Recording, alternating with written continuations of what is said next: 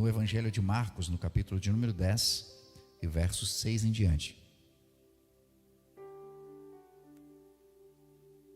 Você que tem a sua Bíblia, você que anota, você que faz os teus apontamentos, mesmo que seja no teu celular ou tablet. Marcos, capítulo 10. Olha só o texto, é um texto extremamente conhecido. Diz assim, Marcos 10, o segundo livro do Novo Testamento. Mas no princípio da criação, Deus os fez homem e mulher. E por essa razão, o homem deixará pai, mãe, e se unirá à sua mulher. E os dois se tornarão uma só carne. Assim, eles não são dois, mas sim uma só carne. Portanto, ninguém separe o que Deus uniu. Amém. Você que é solteiro, que está aqui hoje, você pode dizer assim: vim no culto errado, vai falar sobre casamento. Mas talvez essa mensagem seja extremamente relevante para quem não está num relacionamento, para quem está começando um relacionamento, para quem é extremamente frustrado com relacionamentos e pensa que nunca mais vai ser feliz na vida, e para pessoas que estão vivendo um casamento também. Eu vou dizer para você que por muito tempo achei que vivia um casamento, e quando eu realmente vivi, porque quando os planos de Deus se alinham na nossa vida, nós entendemos o que é. E às vezes a partir de uma mensagem nós começamos a perceber de que nós frustramos o nosso casamento, e de que nós estamos dentro de um casamento com os motivos errados, e buscando coisas erradas. E é sobre isso que eu gostaria de falar com você nessa noite, transmitir essa mensagem, porque a palavra vai dizendo a respeito do que Deus faz. Ele criou macho, fêmea, os fez, homem e mulher, dois que se tornam um, diferentes que daqui a pouco se encontram, porque são extremamente diferentes, homem e mulher. E isso não só é aspectos físicos, mas também emocionais. E isso nos dias de hoje não se divulga mais tanto, mas se tem muito embasamento para isso que eu estou falando. São completos em essência, mas eles são ampliados pela comunhão e quando eles entram em comunhão. Quando a gente olha lá para Gênesis, nós não vemos Adão fazendo campanha por uma esposa. Nós não vemos Adão dizendo: Senhor, até quando eu vou viver sozinho nesse lugar? Deus, não aguento mais, Senhor, olha, eu tô na luta. Nós vemos um homem completo. Nós vemos um homem que estava cumprindo o seu propósito, estava trabalhando, estava servindo ao Senhor. Mas então, Deus olhando para aquele homem, ele viu de que Adão era feliz, mas que não tinha uma companheira. Nós gostamos de romantizar o negócio. Deus olhou que ele estava tristinho, porque viu que o leão tinha a leoa. E aí começa, né? Mas daí Deus falou: vou fazer uma esposa para ele. Na verdade não. Adão era feliz. Ele era feliz porque ele tinha encontrado um propósito, ele estava cumprindo e ele tinha um contato com Deus. A felicidade está quando você está vinculado ao teu Criador. Nós não conseguimos mensurar a felicidade de Adão. E então Deus vem e olha para este homem. E o que Deus faz é tirar alguém de dentro dele, para potencializar o que ele já é, e não para preencher. E talvez isso seja uma das questões que é importante a gente falar, porque o casamento não é para curar vazio existencial. E muitas pessoas procurando um relacionamento para curar um vazio. E se você está vazio, você precisa primeiro encher-se, você precisa primeiro se completar. E o que completa o homem e uma mulher é a presença de Deus na sua vida. Nós tentamos preencher com romance, nós tentamos preencher com as drogas, nós tentamos preencher isso com álcool. Mas o verdadeiro preencher vem quando você encontra o teu propósito, quando você encontra o porquê nasceu, a tua origem, você sabe de onde você vem e para que você está aqui. E quando você é feliz, você está preparado para um relacionamento. Porque quando nós vamos para dentro de um relacionamento e nós não estamos resolvidos antes, isso vira um problema depois.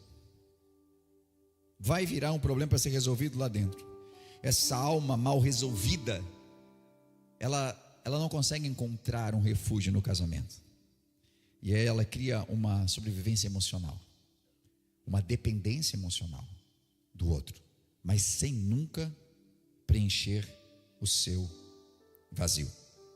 Existe um ponto de vista da psicologia do apego que diz que pessoas inseguras, com autoestima fragilizada, elas entram em relações buscando o colo permanente e não um compromisso maduro.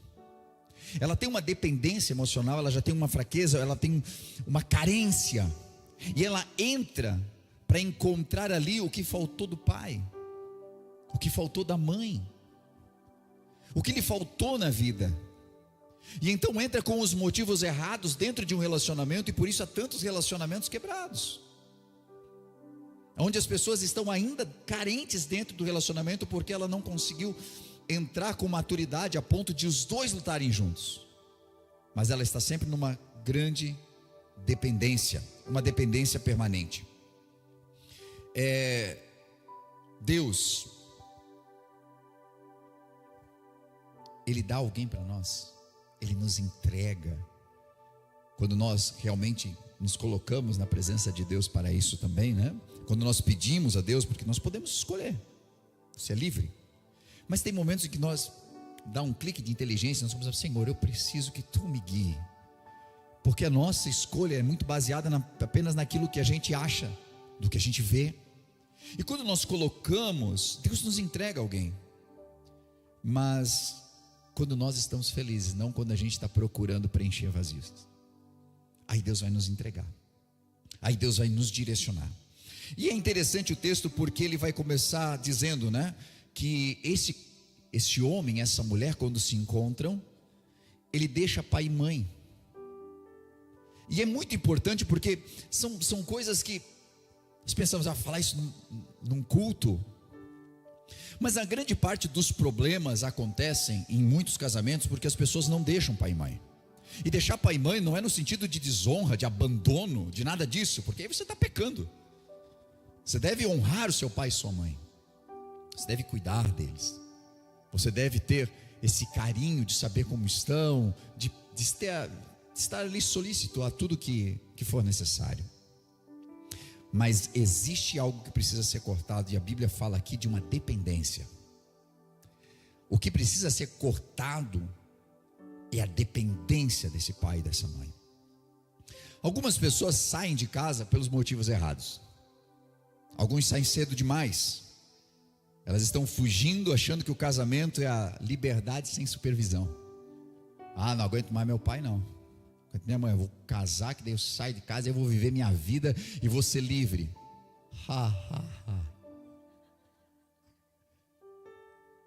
Você achava que estava preso? Casa.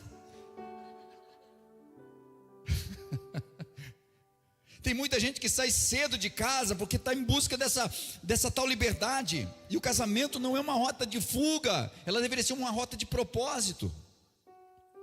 Imagina você e a pessoa que você tem agora, juntos para um mesmo propósito.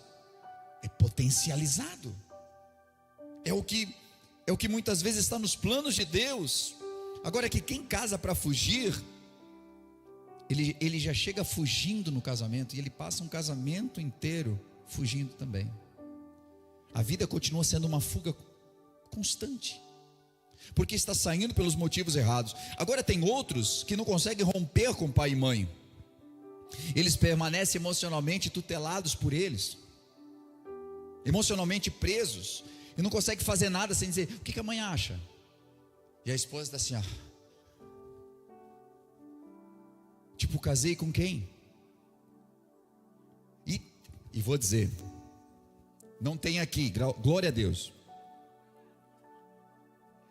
que tem mãe que entra em disputa com a esposa do filho. Vamos ver quem é que manda mais. Aí diz assim: amor, vamos pintar de amarelo. Mas, amarelo? mãe gosta tanto de azul. Vamos comprar um terreno lá na Vila Lense. Ai, Vila Lense, porque não mora aqui pertinho, aqui no Baipendi, porque não vai no Três Rios do Norte. E aí o filho fica: ai, mas eu não queria desagradar a mãe. É que a mãe pediu, e começa a criar problema no casamento. É quando o filho precisa tudo da aprovação do pai. Cara, e quando nós pais fazemos um bom trabalho, chegou o momento que ele casou, está preparado, filho, vai. Não quer dizer que você não possa dar um bom conselho, mas precisa romper, precisa tomar as decisões. E vai errar algumas vezes? Vai, mas precisa tomar as próprias decisões. Não, meu pai disse que não é para a gente ir. Mas a gente não ia viajar. Não, mas meu pai falou que não é bom viajar. E aí começa a dar problema entre o casal, porque o outro diz assim: meu Deus, mas é a nossa vida. E não está vendo a nossa vida dois, está vendo uma vida inteira familiar. E tem lugar que todo mundo dá pitaco. Aí chega o cunhado e já se sente na autoridade de dizer que não. Ninguém tem problema com cunhado aqui, glória a Deus. Não, vamos fazer tal coisa e vamos todo mundo para a praia. Mas eu não gosto de praia, amor, eu não gosto de praia e tal. Mas é que vai todo mundo e tal. E começa a dar problema no relacionamento. E aí nós vamos entender por que a Bíblia, milhares de anos atrás, já está dizendo: olha, deixa pai e mãe. E o que ele está dizendo aqui é assim, ó, cara, viva a sua vida, é vocês dois. É vocês para construir isso. Porque nós recebemos também algumas heranças emocionais, que são invisíveis. Veja que a Bíblia fala de uma bênção que é geracional, a bênção de Abraão, de Isaac, Jacó. Deus trabalha com essa questão geracional de bênção. Mas nós entendemos também de que existe uma maldição que muitas vezes perpetua. E quando a Bíblia está dizendo, olha, deixará pai e mãe, está dizendo, rompe. Porque algumas coisas foram muito ruins e elas vieram dos teus avós, elas estiveram com os teus pais e elas vieram até você, mas você não vai dar continuidade nisso, você vai romper, porque eu deixarei pai e mãe. E quando está dizendo deixar pai e mãe, reforço, você não está abandonando eles, mas está rompendo, porque quem sabe algumas heranças erradas, algumas heranças ruins, o alcoolismo que visitou os teus avós, que visitou os teus pais, não é o que vai permanecer sobre a tua vida. Existe um romper que precisa acontecer. Precisa acontecer uma nova história, precisa acontecer um novo tempo. A psicanálise chama isso de criptas psíquicas. Elas estão ali. Eram coisas que deveriam estar enterradas, mortas, mas elas vêm. E em algum momento aparece. E nós começamos a reproduzir aquilo que os nossos pais fizeram. E geralmente não são coisas boas. Existem sim algumas coisas boas, mas tem outras que é preciso romper, é preciso viver em novidade de vida. Uma nova família que se forma é um espaço para bênçãos, para coisas novas, para novas oportunidades, e as maldições precisam ser interrompidas, para que você possa viver um período de bênção, você possa viver na bênção do Senhor. Agora, para que isso venha a fluir, é muito bom. Não, nós vamos começar a nossa vida, nós vamos viver aqui nós dois, e vai ser bênção. Nós vamos viver em novidade de vida. Agora, a maior parte das pessoas aqui já percebeu que uma vida a dois é uma vida de desafios. E principalmente nos dias em que nós vivemos hoje, existem vários pontos, e claro que eu não vou entrar aqui em muitos deles, porque é apenas um resumo para um culto de quarta-feira.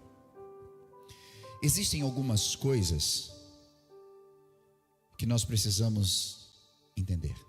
Quando a Bíblia diz, e dois serão um, a Bíblia fala que isso é mais do que simplesmente juntar os corpos. Isso é muito mais do que dividir o mesmo endereço agora. É muito mais poderoso do que isso. É construir uma vida compartilhada com transparência, confiança, parceria. E dentro disso é muito perigoso quando nós entramos dentro de um isolamento emocional, Porque o que destrói os relacionamentos geralmente são os segredos e esse isolamento que os cônjuges têm. E principalmente nos dias de hoje, com a nossa vida corrida, onde cada um de nós tem um grande parceiro, as pessoas começam a apelar para o seu próprio espaço, clamar pelo seu próprio espaço, para a sua privacidade. E aí nós às vezes confundimos o casamento saudável. Ele não quer dizer que ele não tenha privacidade, ele deve ter, mas ele não deve ter segredos. E há muitos casamentos onde as pessoas escondem segredos, tem uma vida diferente virtual, tem coisas que a esposa não pode pegar, celulares com senha, e que são senhas indecifráveis. Um não tem a senha do outro. Diz, não, porque isso aqui é minha vida privada. Isso é um perigo. E você pode fazer o que você quiser da sua vida. Eu estou falando aqui como vida cristã. Você está dentro de uma igreja, eu estou pregando a palavra de Deus. Cada pessoa pode decidir por si mesma, dizer assim, não acredito no que o pastor está falando ali, acho que não é bem assim. Isso é problema seu. Eu estou fazendo aquilo que fui chamado para fazer, pregar a palavra. E por que muitos casamentos não dão certo? Porque as pessoas realmente têm isso, não gostam de ouvir conselho nenhum. Uma vida que é chamada de uma vida de privacidade, mas uma vida de segredos, aonde o outro não pode ter acesso. Não pode ter acesso porque o que vai ver talvez vai entristecer o outro. Não quero que se entristeça, então deixa aqui comigo. E tem muita brincadeira hoje na internet com esse negócio de pegar o celular do outro e que não pode, e gente com desespero e tudo mais. Mas por quê? Porque as pessoas estão vivendo de segredos. E dois já não são um. Dois tem sido dois. E já não é mais um casamento, é uma sociedade limitada. As pessoas têm uma empresa onde elas trabalham juntas para cuidar dos seus filhos quando tem prole, para pagar as suas contas. E aí acontece uma outra coisa. As pessoas começam a dizer, isso aqui é meu, isso aqui é teu. E não tem mais o nosso. E o princípio de um casamento é o nós, é o plural. Eu já vi situações na vida que a mulher fala assim, amor, aí a gente pode pegar isso aqui e dizer assim, tu já está me devendo do mês passado, hein? O cara tinha o valor que ela estava devendo. Não te empresto mais não.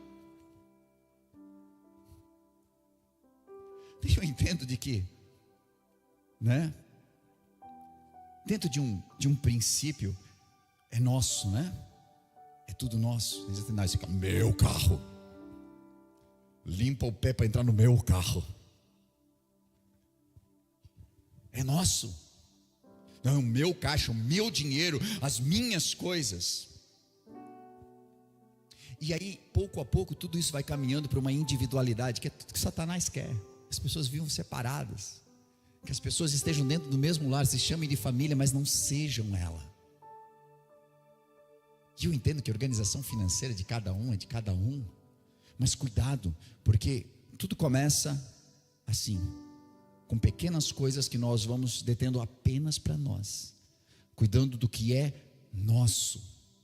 E daqui a pouco, eu sou soberbo já, porque eu tenho, mas fulano não tem, agora se vira o restante do mês. E não é assim, e não é esse o princípio. Um casamento saudável a dois, em algum momento, o que vai acontecer é que ele vai virar 3, 4, 5, eu estou falando de filhos, você entendeu, né? E quando isso acontece, e filhos são uma bênção, gente, mas eles não são o centro de tudo. E é muito importante dizer isso. Eu sei que se você frequenta o Four Hands durante o ano, né, você aprende isso com muito mais profundidade. Se você vai no Acampazais, você aprende isso com muita profundidade. Mas o casamento, ele é a aliança principal. E o que acontece é que às vezes as crianças vêm e os casais deixam os filhos tomarem o lugar do casamento. E aquilo que foi gerado com o amor de vocês acaba tirando o foco de vocês. E é bem normal que no princípio, né, o casal passa por aquele momento de que, tem que dar atenção para a criança e dar aquele esfriamento, e tem que tomar muito cuidado com isso. Muito cuidado com isso. A criança precisa de toda a sua atenção e de todo o seu amor. São flechas na mão do valente, né? Nós precisamos dar direção para elas, mas elas não podem substituir você. Seu filho não é mais importante do que seu marido, e isso é muito difícil para muitas mulheres ouvir. Seu filho ou sua filha não é mais importante do que a sua esposa. E principalmente em relação às filhas, tem homem que tem muita dificuldade de ouvir isso. E nós precisamos voltar a falar isso, porque ficamos muitas vezes disfuncionais, porque estamos entendendo errado as coisas. Dentro da neurociência, nos mostra de que as crianças, elas são excelentes leitoras de padrões dos seus pais, e elas percebem brechas. Quando a criança vai crescendo, ela percebe que tem um que derrama muito mais amor e acolhimento, é para esse que ela sempre corre. E quer ver uma outra coisa que acontece com frequência? Pai, posso ir lá na avó? Não, não pode. Aí sai dali. Ô mãe, posso ir lá na casa da avó? Vai. E o bicho passa assim, ó, pelo pai. Onde é que tu vai? Eu vou lá na avó. Mas eu disse que não. Mas a mãe disse que sim. Ele vai, amor, eu disse que não podia ir. Ah, deixa o rapaz ir. Ui. Não quer se incomodar, né? Deixa o guri ir. Não, mas eu falei que não podia ir. E ele fica todo lá, aqui ó. É isso aí. Agora vamos ver quem é que manda aí. Ah, é porque a criança é má. Cara, isso é humano. É humano esse negócio de ficar testando. Agora, existem casais que são tão alinhados, que quando já vem a pergunta, já vem assim, já falaste com teu pai? Não, eu falei, o que ele falou? Eu disse que eu não podia ir. Então não pode. Não pode. Aí vai pro canto lá. Aí depois ela vai lá, amor, vamos deixar ir. Não, eu não quero que vá, porque não está resolvido. Ou às vezes, vamos deixar ir. Vai lá um pouquinho. A gente fica sozinho. Não, guri, pode ir. Rápido. Quer que eu chame o Uber?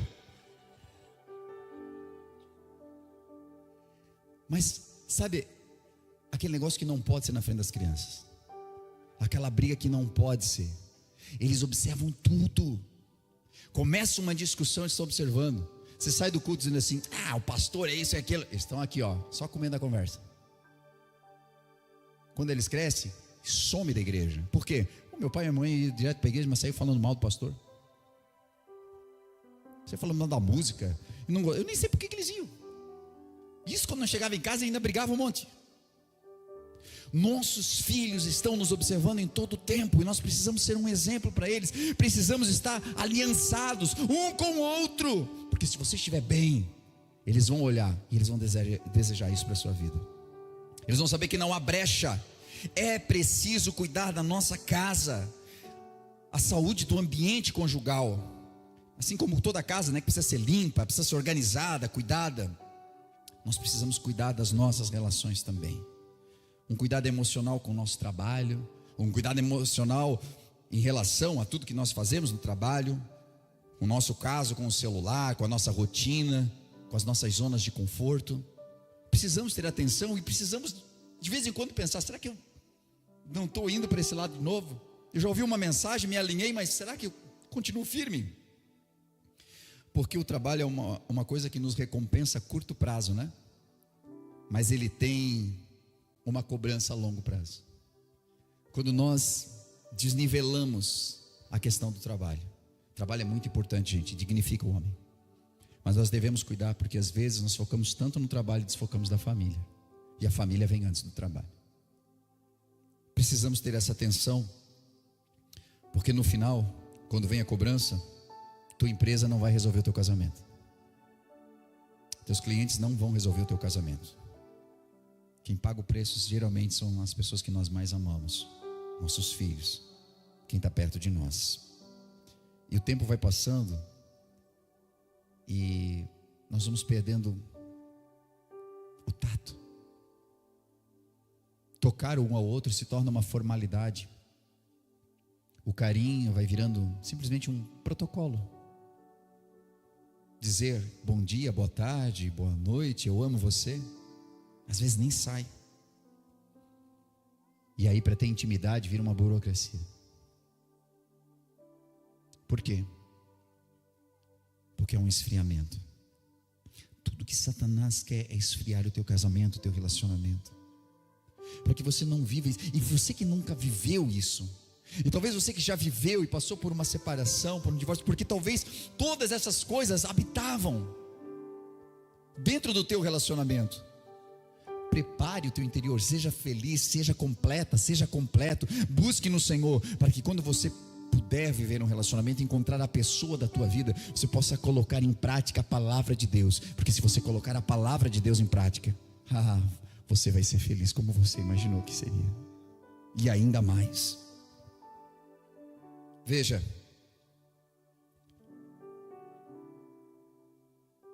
às vezes no relacionamento nós não paramos para pensar que os opostos geralmente se atraem. A gente olha para um mais sanguíneo, o outro mais fleumático, alguém mais colérico, outro mais melancólico. E geralmente acontece isso. Um dos temperamentos geralmente se sobressai dentro do relacionamento. Nem sempre é do homem, às vezes é da mulher também. E quando isso acontece, é muito importante que nós consigamos entender de que se nós dominarmos por conta do nosso temperamento, isso não é uma união, isso vira uma dominação, não é um relacionamento. A saúde conjugal, ela exige umas regrinhas, que quem geralmente tem a força maior, que tenha mais autocontrole também, que tem aquele que tem mais voz, que possa ter mais sensibilidade, aquele que mais fala, que consiga também ouvir melhor. Muitas vezes nós estamos observando relacionamentos, atendendo relacionamentos, em que tornou-se simplesmente, você saiu de uma casa onde você era filho, e você agora está num casamento onde você é filho, não é esposo. Algumas mulheres tinham seus pais, e agora o marido tornou-se um pai. Há um cuidado que nós devemos ter, porque se nós tivermos essa carência, nós podemos entrar num relacionamento em busca exatamente dessa paternidade. E isso tem casos famosos que nós temos de pessoas que tiveram relacionamentos até com homens mais velhos, numa busca de paternidade, e olhava-se a vida da pessoa e ela tinha um buraco a ser preenchido. Mas às vezes há relacionamentos em que um outro domina. E gente, por que é necessário que haja amor? Porque quando há amor de verdade, eu não domino sobre o outro, eu sirvo o outro. O relacionamento não é porque eu quero ser feliz, mas é porque eu quero tornar o outro feliz. E então, por mais que eu seja mais expansivo, mais colérico ou sanguíneo, ou que meu temperamento seja mais forte, eu me seguro para que o outro tenha oportunidade, e para que essa pessoa se sinta segura. E eu vou entender de que não é porque eu venho a prover tudo que essa pessoa precisa, eu compro tudo. Tem gente que diz assim: mas tu não te falta nada, eu compro isso, eu faço aquilo, eu faço aquele outro, o que tu está reclamando? E muitas vezes a reclamação é por respirar, é por ser ouvida, é por ser ouvido. As pessoas perguntam muitas vezes por conveniência: o que tu acha, amor? Vamos fazer isso aqui? Vamos, né? Vamos, tu concorda, né? Amém. O outro nem falou. E eu estou falando uma coisa que é motivo de riso, mas isso é frequente. Porque pensa, e aí, que tem o temperamento mais contido, começa assim: ah não, tu decide. Ah não, por quê? Porque a pessoa já aprendeu que ela não tem voz. Senhor, eu gostaria que você decidisse. Ah, não, deixa. Por quê? Porque o medo é, não é se eu decido uma coisa que a pessoa não gosta. Não tem aquela pessoa que... E aí? Gostou da combinação? Posso ir assim hoje? Não, tá lindo. Tá lindo, vai. Geralmente é assim, né? O homem pergunta, né? Ficou boa a roupa? E a esposa diz, amor, tá lindo, coisa mais linda. Assim, não vou assim, vou trocar. Geralmente o homem faz isso. Vou trocar. Opinião não valeu nada. Nada. Ou você diz assim, amor, você tá linda. Meu Deus, que coisa mais linda. Ah, não sei, não me gostei. Aquela coisa toda. Aí vem para a igreja. As irmãs dizem assim, meu Deus, mulher, que coisa mais linda esse cabelo. Aí chega em casa, meu Deus, tu acredita que me elogiaram tanto? Disseram que eu estava bonita hoje. Aí tu fica assim, mas eu falei.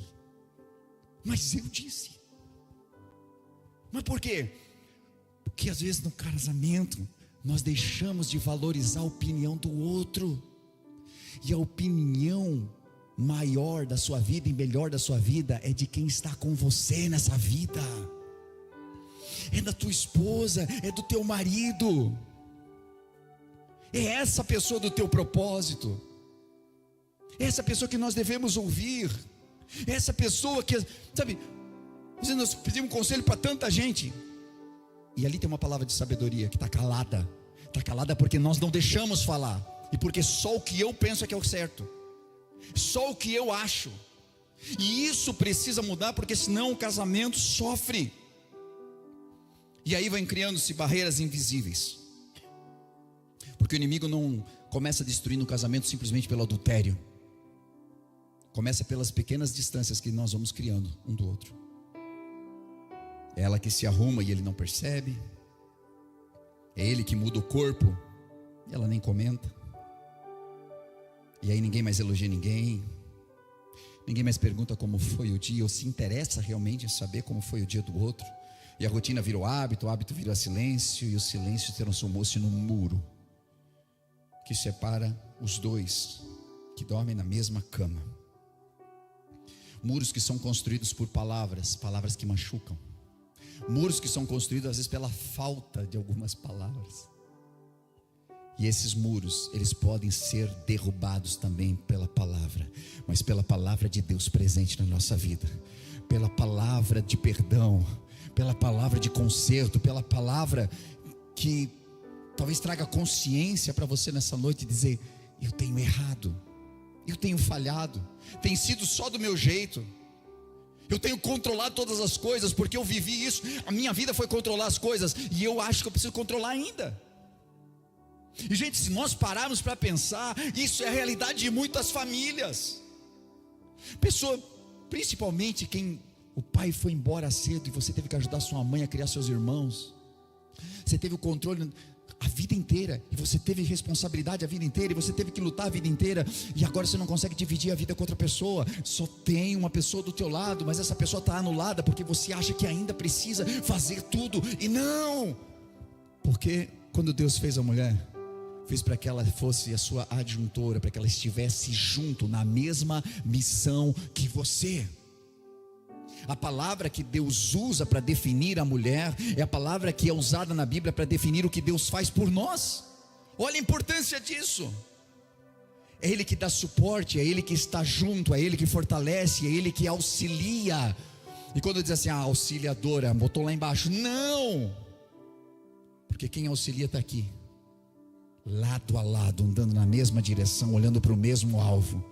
E quando nós entendemos isso, não é eu que puxo essa família, somos nós que levamos essa família, porque eles serão uma só carne. Glória a Deus. E concluo dizendo que o que Deus ajuntou, a Bíblia diz, ninguém separe.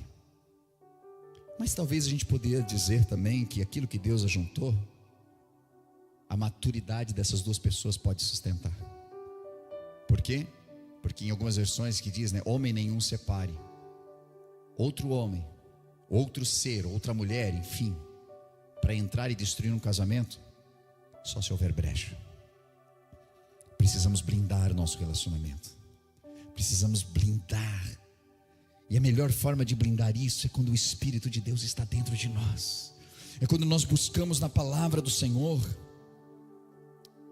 Quando essa união acontece e nós estamos buscando no Senhor, geralmente é a obra de Deus. Mas a manutenção disso depende só de nós. Depende do casal, daqueles que estão juntos.